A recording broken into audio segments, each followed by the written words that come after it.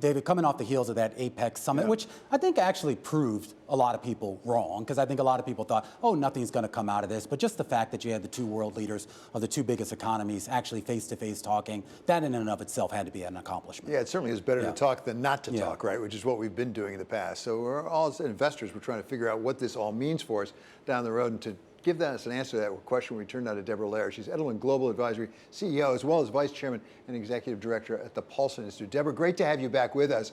So what did get accomplished in this meeting between President Biden and President Xi last week? Well, I think it met expectations, and expectations were fairly low. Out of the summit, they were able to reach agreement on military-to-military communications. Again, while that may sound like a small accomplishment, it's critically important in case of some kind of accident. They agreed to work together to fight against the import of fentanyl into the United States, which is a scourge that's crossing our country. But also what President Xi was trying to do on this visit was to reassure the U.S. business community and the global business community, quite honestly, that China is addressing the economic challenges that they have, that China is still open for business, and that they're still welcoming of foreign firms in China.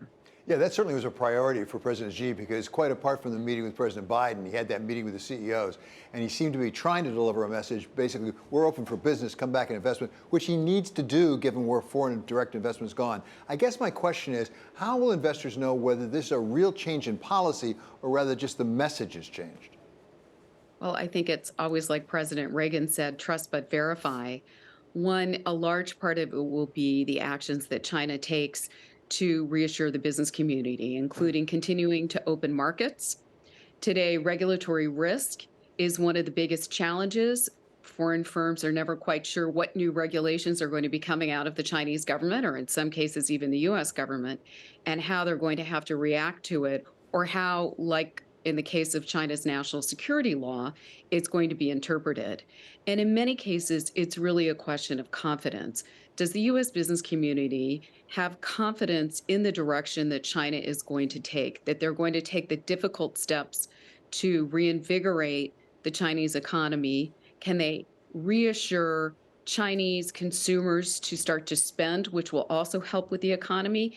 And as I was saying, will they continue to reassure the U.S. business community that they're willing to not only open the market, but continue to assure that it's a level playing field for them in China? Well, that brings me to my question, Deborah, particularly when you look at actual investors, not just the businesses on the ground, but those foreign investors looking to invest in China who effectively have kind of been on strike for the last year or so. And I am curious as to how much of that is more tied to economic conditions, or is it more tied to the political and geopolitical conditions?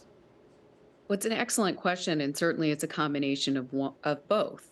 The U.S.-China tensions create the atmosphere, particularly when you have Capitol Hill, who's looking very carefully at private equity and venture capital and the investments and what that money is going towards. Is it being used to support military innovativeness in China, and can that be used against us?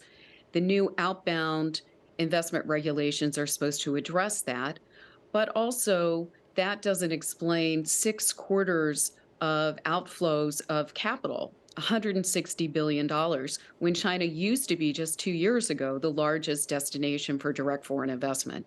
So it's certainly confidence in the Chinese economy itself, where it's going, and the ability of investors to continue to benefit from that.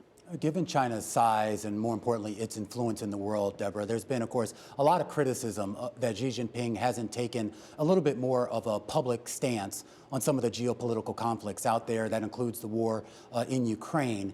But we are learning that he is hosting Arab leaders and Islamic leaders in an effort, I guess, to provide some sort of solution to what's going on with Israel and Hamas? That's right. You know, China is actually the largest trading partner to 75% of the world, a position that the U.S. held just 20 years ago. And naturally, its foreign policy is going to follow those economic interests. The Middle East is increasingly one of its most important trading partners, and it is the largest trading partner to most of those countries. So we've seen an increase in China's willingness to step in to try and resolve some of the conflicts. Just recently, they helped broker a détente between Iran and Saudi Arabia. They have been vocal, quite honestly, in support of the Palestinians and Gaza. They had actually had planned to invite Prime Minister Netanyahu to China in October. Clearly, that visit is indefinitely put on hold, but they have been trying to find a way to play a role to broker some kind of arrangement. And today they're hosting a 2-day meeting with Arab and Islamic leaders, as you said, to try and move towards some kind of peaceful solution. Deborah, you referred to the need for President Xi to restore some confidence in the international community.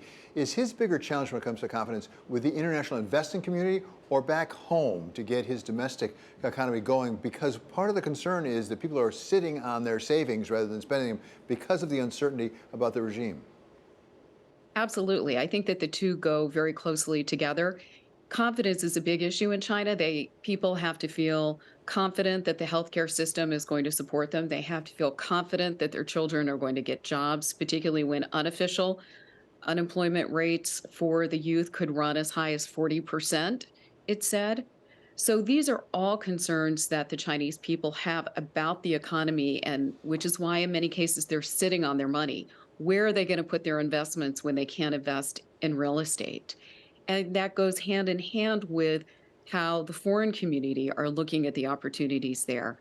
At the same time, as you look at where to put your money and the investment opportunities, it's appealing when a lot of the Western democracies, for example, their interest rates are going up. Can you get a better return there than the somewhat sluggish growth that you're seeing today in China?